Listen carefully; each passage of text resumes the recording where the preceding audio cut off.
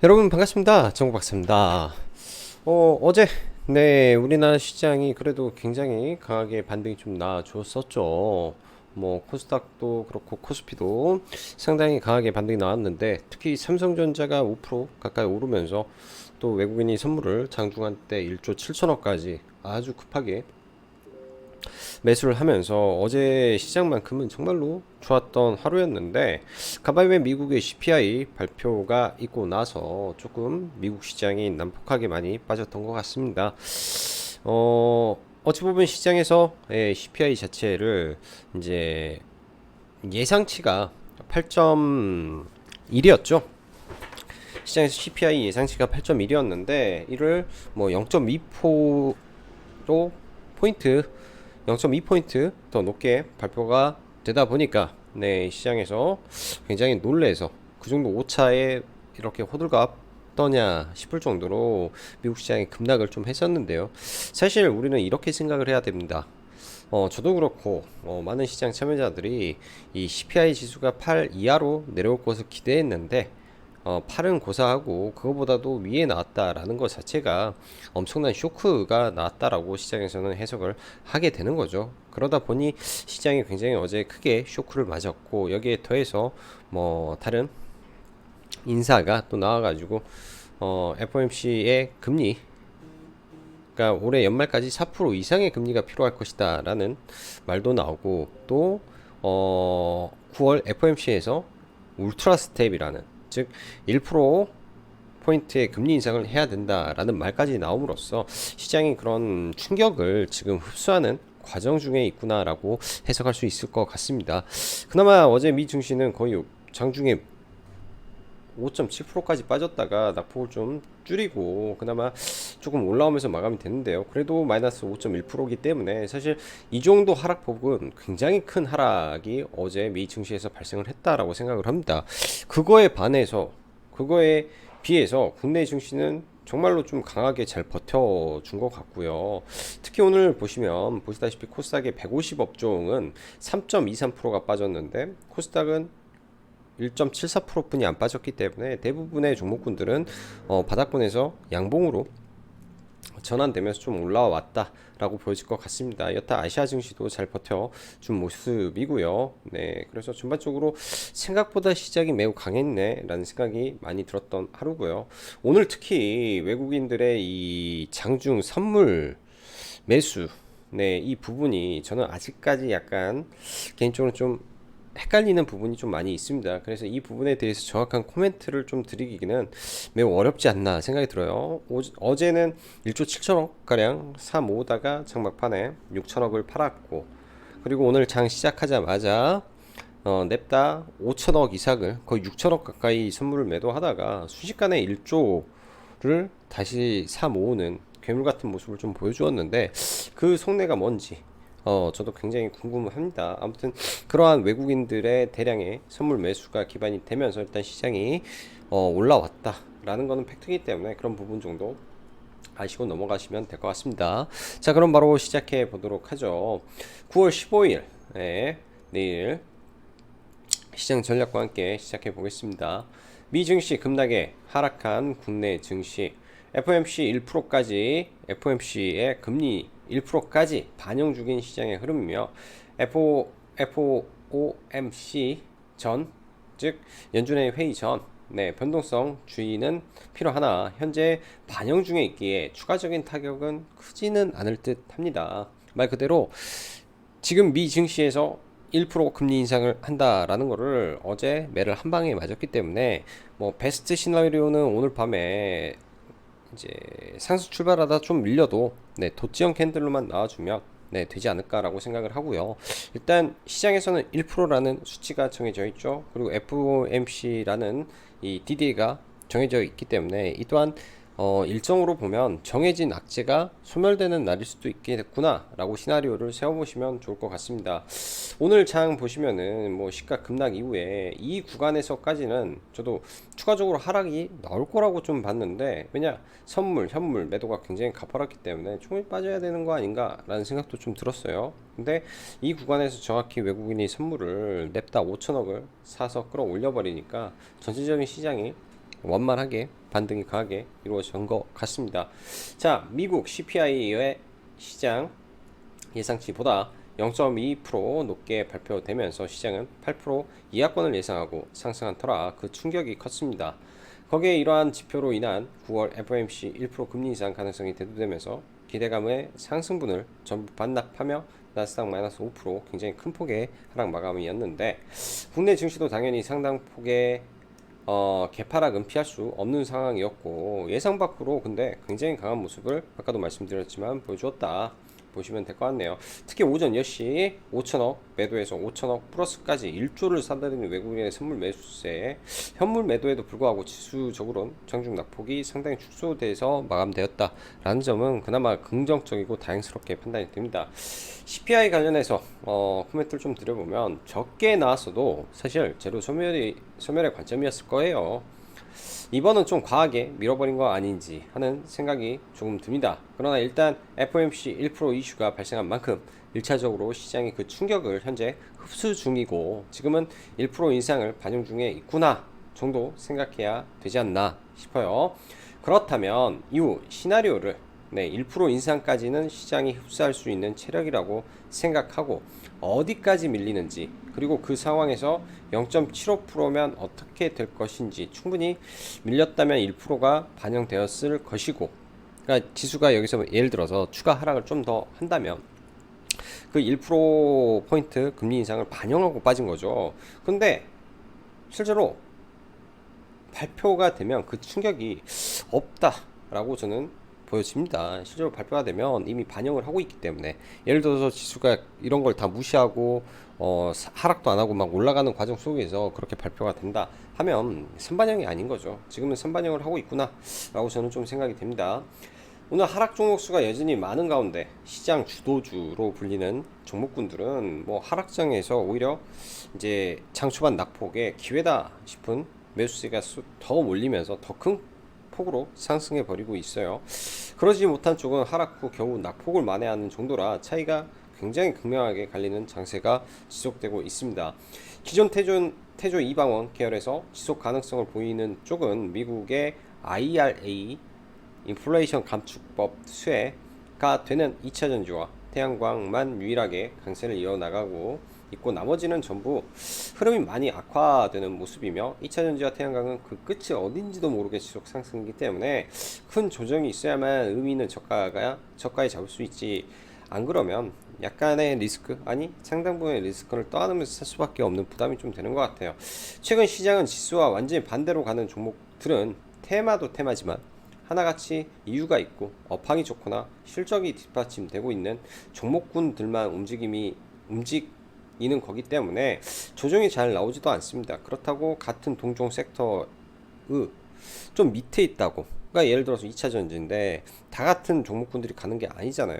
오늘 같은 경우에도 2차전지 안에서 불과 7종목만 상승이 나왔습니다. 전부 다 상승이 나온 게 아니에요. 그렇기 때문에 매우 어려운 거죠. 대장주만 어떻게 해서든 봐야 되는데 그게 참 어려운 거라고 생각이 듭니다. 다시금 말씀드리면, 예를 들어서 동종 섹터에 좀 밑에 있다고 막 사면 오히려 그게 독이 되는 시장일 수가 있는 것 같아요. 힘들어도 대장주에서만 매매하든 투자를 이어가 나가든 해야 되는 시장입니다. 자, 테마 좀 보죠. 2차전지 폐배터리 87조 시장 성장, 그리고 어제 이제 2천억 시설 투자 이슈도 있었죠. 그러다 보니까 오늘 폐배터리 관련해서 거래대금 많이 터지면서 좀 올라왔고요. 포스코 오늘 ESS 저장 장치 양극재 1조 계약이 또 추가로 나오면서 포스코 케미칼 신고가, 역사적 신고가 달성이 좀 됐고요. 에코프로는 그냥 좋은 것 같습니다. 동국산업이 조금 특징주 같은데요. 의미 있는 상한가가 나왔기 때문에 뭐 조정 이후에 다시 갈 수도 있고 하는 의미 있는 상한가 일단 발생은 한 종목이다. 동국산업에서. 그리고 LG에너지 솔루션의 또 다른 합작설이 하나 불거지면서 2차전지 장비 섹터가 장 후반에는 좀 좋았던 거고요. 태양광 섹터 저는 개인적으로 많이 지금은 높아 보입니다. 보유자 영역이라고 이제는 생각을 하고 좀 봐야 되지 않을까라고 생각이 들고요. 그나마 다행인 거는 지금 충북 쪽에 현대에너지솔루션과 하나솔루션의 태양광 공장이 있는데 이쪽에서 수출이 굉장히 많이 늘어나고 있는 중이기 때문에 3분기까지는 어찌되었던 네, 시세가 유지될 거라 생각이 드네요. 어제 이제 로봇 종목군들의 신고가가 탄생했다 라고 말씀드렸는데 오늘도 그러한 종목군들 강하고 내일도 좋을 수밖에 없겠다 생각이 들어요. 이게 어차피 필연적인 부분이기 때문에 계속 봐야 되고 자동차 섹터 나머지는 종목 보면서 좀 넘어가 보도록 하겠습니다. 재건하고 자 지수 볼게요. 지수 네 먼저 미국 시장 보면 뭐 이렇게 4일 동안 강하게 올려놓은 거를 단 하루 만에 일단은 깨 부시고 내려왔습니다. 일단 거래량이 조금 실리면서 떨어지는 음봉이 나왔다 라는 점, 그리고 이때 만들어진 하락 추세선을 또 갭으로 이탈하면서 올라왔기 때문에 아무래도 이 추세선을 상방으로 돌파하는 흐름이 좀 나와줘야 될 것 같고요.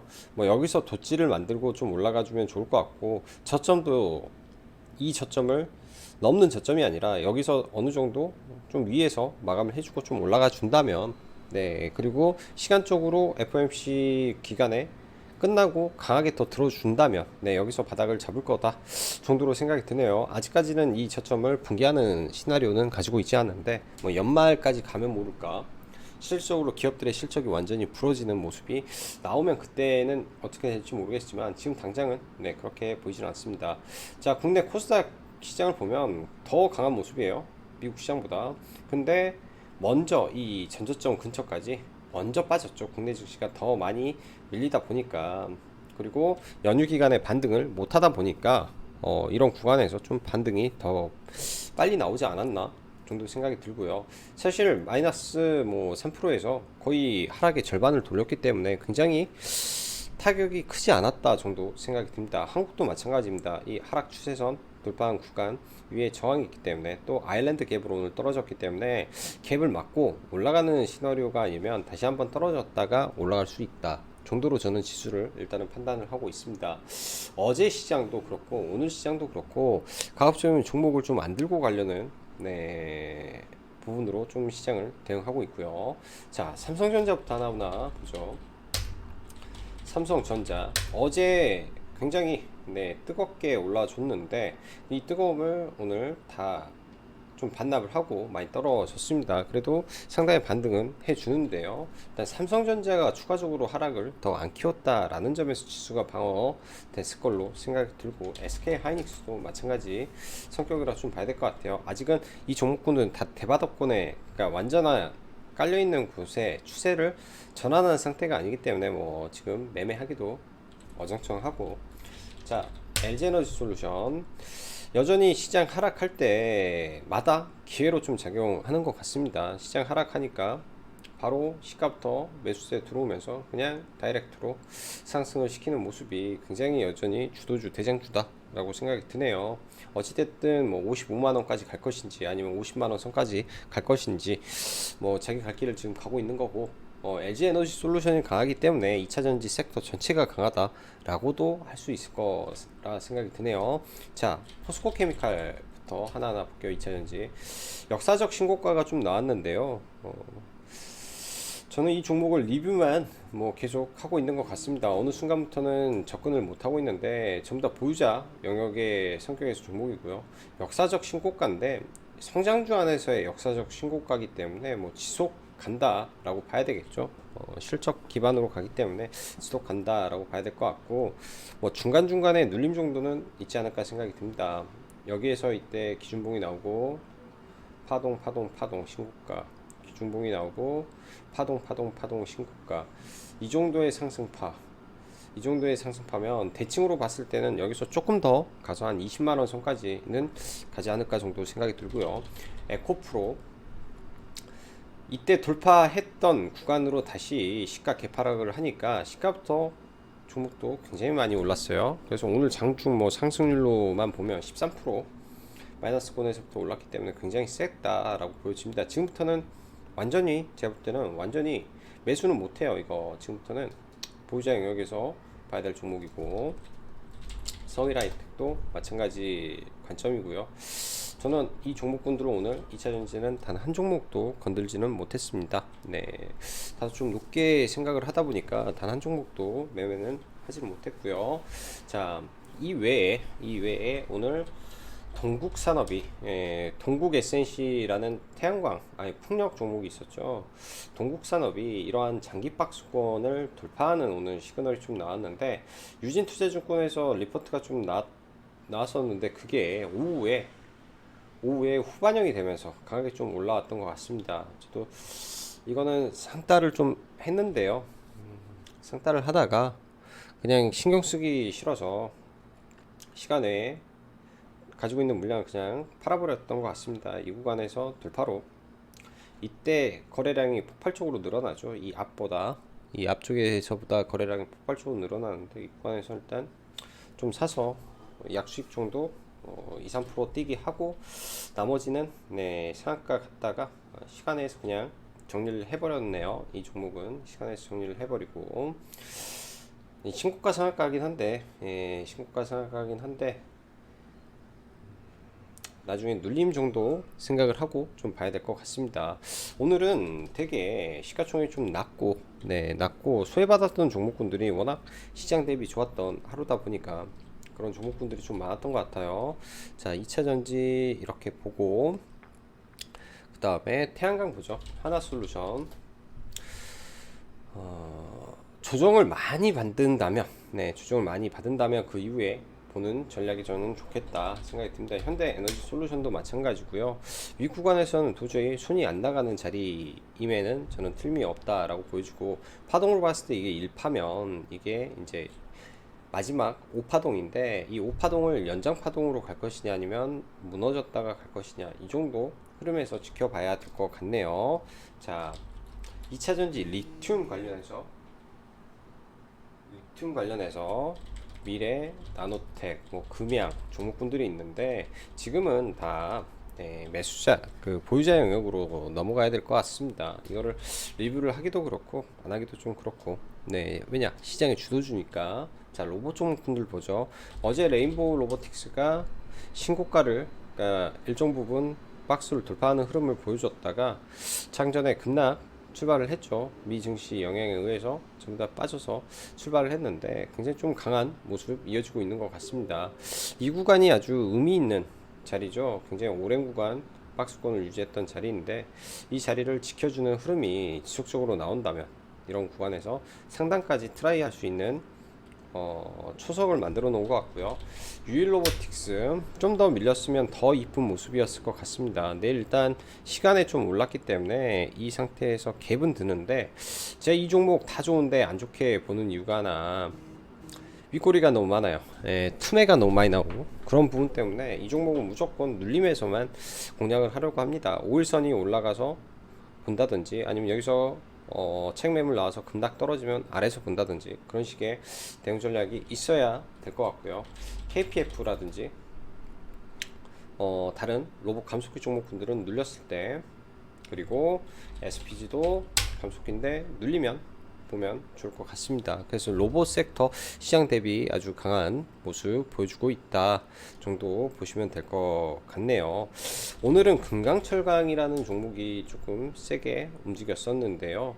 포스코 제철소에 대한 문제에 의해서 이 중소철강 종목에서 또 움직임을 좀 보이는 것 같습니다. 과거에 끼가 좋은 종목이 일단 움직였기 때문에, 얘도 오늘 거래 대금이 상당히 들어왔던 종목이라 내일장 밀리게 된다면 강하게 돈이 들어왔던 이런 자리까지 노려보시면 저는 좋을 것 같아요. 저도 장중에 좀 짧게 올라갈 때 상방 구간에서 매매를 하고, 그 이후에는 눌림을 기다렸던 종목인데, 사실 자리가 오지 않아서 매매는 하지는 못했던 종목입니다. 그래서 조금 아쉬움은 있는 종목이고요. 오늘 시장 보면 의외로 시장도 안 좋았는데 상한가 종목이 굉장히 많이 나왔어요. 굉장히. 자, 좀 더 이어서 XR 관련된 뉴프렉스인데, 이 종목도 오늘 조정이 안 나왔죠. 시장 대비 강해서 그렇습니다. 시장 대비 워낙 강해서 그렇고, 이 구간에서 오늘 충분히 좀 밀렸다가 갈성 싶기도 한데 밀질 않아서, 아마 제가 볼 때는 이 윗구간의 상방에서 조정받다가 XR킥이 나올 때 위로 상승할 가능성이 더 있지 않나 생각이 드네요. 저는 이런 흐름을 지금 기다리고 있는 겁니다. 강하게 올라와서 조정 주고 이 파동을 먹고자 하는데 아직은 그런 조정이 좀 나오지 않았다. 이러한 부분을 벤치마킹해서 이 폭을 먹을 생각을 하는 게 저는 조금 나을 것 같아요. 이 폭도 이렇게 봐서 그렇지만 여기 중간에서만 먹더라도 35%, 33% 맞나?